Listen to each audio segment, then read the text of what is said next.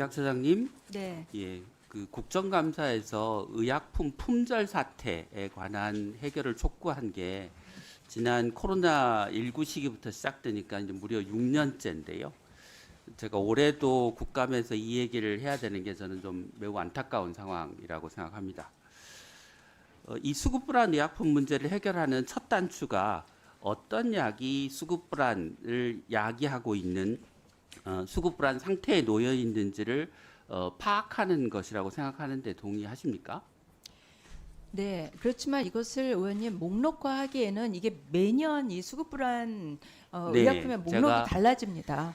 그런데 그러니까 목록화한다는 것이 어렵다고 말씀하시는 게 수급 불안정 의약품이 어떤 것인지를 파악하기 어렵다는 것과는 다른 말씀이신 거죠? 파악해서 식약처가 해결하는 책임을 방기하겠다는 뜻으로 하시는 말씀은 아닌 걸로 이해하겠습니다. 당연합니다. 네, 저희가 네. 네, 예, 방기하지 그러면 않습니다. 식약처가 수급 불안정 의약품 문제에 대해서 어떻게 대처하고 있는지, 왜 제대로 파악을 못하고 있는지, 어떻게 하면 파악할 수 있는지에 대해서 제가 좀 보여드리도록 하겠습니다. 저희 의원실에서 민간 의약품 공급 플랫폼을 통해서 여러 약국에서 주문을 해도 공급이 안 되는 약이 어떤 약인지를 파악해 봤습니다. 최소 약국이 1,000건 이상 공급이 안 된다고 얘기한 건, 평균 2만 건 이상 공급이 안 된다고 이야기한 건을 72품목을 선정을 했습니다.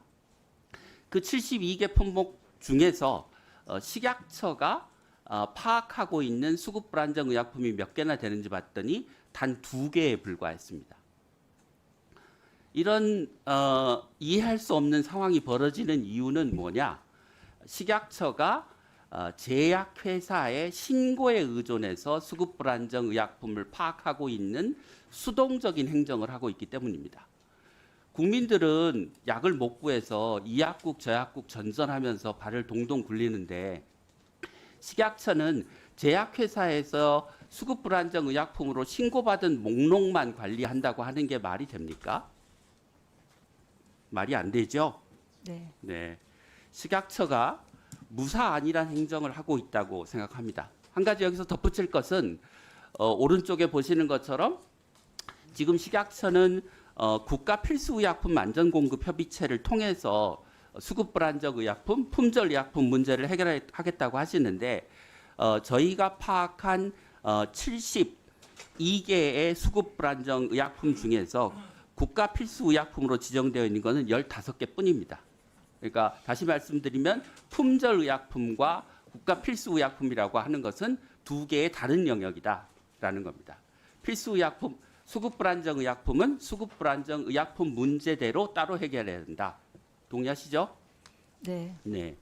다음으로는 그러면 민간 자료에 의존하지 않고 식약처가 어떻게 수급 불안정 의약품, 품절 의약품을 파악할 수 있는지를 보여드리겠습니다. 심평원에는 의약품 유통정보센터라고 하는 곳이 있습니다.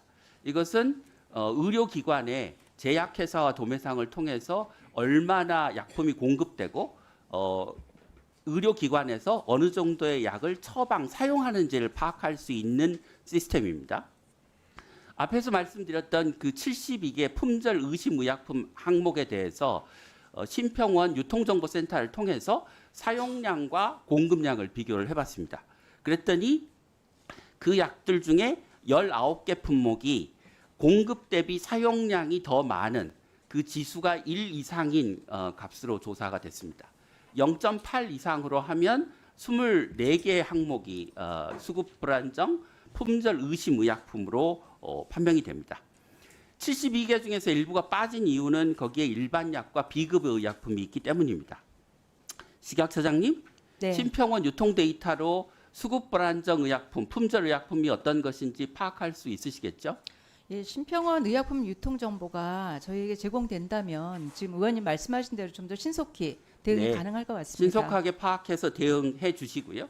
일반 약과 비급여 약 관련해서도 정보를 민간으로부터 협조받으면 똑같이 파악할 수 있다는 점 다시 말씀드리겠습니다. 네. 예, 끝으로 이제 수급 불안정 의약품이 뭔지를 알았으면 이 문제를 어떻게 해결할지를 찾아야 되는데요. 저희가 이 수급 불안정 의약품에 한해서 성분명을 사용하면 공급 부족 문제를 해결할 수 있다라는 주장을 해왔고 그렇게 할 수 있도록 하는 법안을 저희가 제안드렸는데요. 대표적인 예가 타이레놀로 알려진 아세트아미노펜 해열 진통제입니다. 각 상품명별로 공급 대비 사용량을 조사해 봤더니 보시는 것처럼 절반 이상이 지수가 1이 넘는, 그러니까 공급량보다 사용량이 더 많은 품절 의약품인 심각한 상태에 놓여 있는 약들입니다. 그런데 이렇게 타이레놀 같은 약이 품절이 됐을 때 성분명으로 처방을 하면 이 품절 문제를 얼마나 완화할 수 있는지, 타이레놀 성분, 동일 성분, 동일 제형, 동일 용량으로 공급량과 사용량을 계산해 봤습니다. 그랬더니 대부분 1 이하로 공급량 대비 사용량이 떨어져서 성분명을 사용하면 품절 문제, 수급 불안정 문제를 해결할 수 있다고 하는 결론을 저희가 도출할 수 있었습니다. 수급 불안정 의약품 문제, 성분명 사용으로 해결할 수 있다고 생각하는데 동의하십니까? 네, 의원님, 의약품의 처방 방식의 변경은 여러 이해관계자가 있다고 봅니다. 그래서 이것은 네, 복지부 이해관계를 소관 여쭤보는 게 아니고 네. 예, 성분명 처방으로 국민들의 수급 불안정 문제를 해결할 수 있겠느냐라고 하는데 전문가로서 식약처장님의 의견을 여쭤보는 겁니다. 동의하십니까? 저는 규제기관장으로서 저희 업무의 소관은 복지부에서 관련하여서 네, 알겠습니다. 요청이 올 때 네. 하겠습니다. 네. 원료의약품 자급 관련해서 한 가지 말씀드리도록 하겠습니다. 앞서 존경하는 박희승 의원님께서 지적하신 것처럼 원료의약품 자급이 심각한 문제가 되고 있는데요. 원료의약품 항목은 떨어지고 있고 그런데 수입도 제대로 안 되고 있는 상황입니다. 슬라이드에서 보시는 것처럼 국내에서 자급하고 있는 현재 품목수가 6,000개가 넘습니다. 이렇게 되는데도 불구하고 국가 필수의약품 중에서 원료가 자급되는 것은 10% 미만입니다.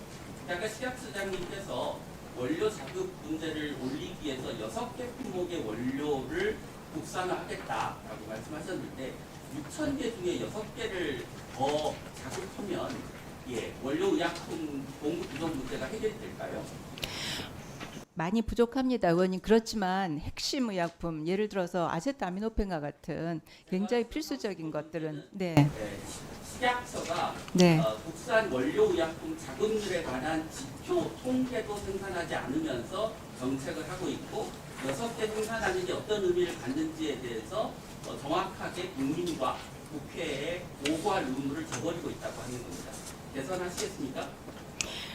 의약품 자급률에 관해서는 저희가 작년에 관련 정책 연구를 해서 지금 자급률은 성분이나 품목 베이스로 저희가 필요할 때 분리해서 하는 것으로 정책을 지금 추진하고 있습니다, 의원님. 개선 사항 보고해 주십시오. 네, 알겠습니다. 공감전까지 보고 네, 알겠습니다.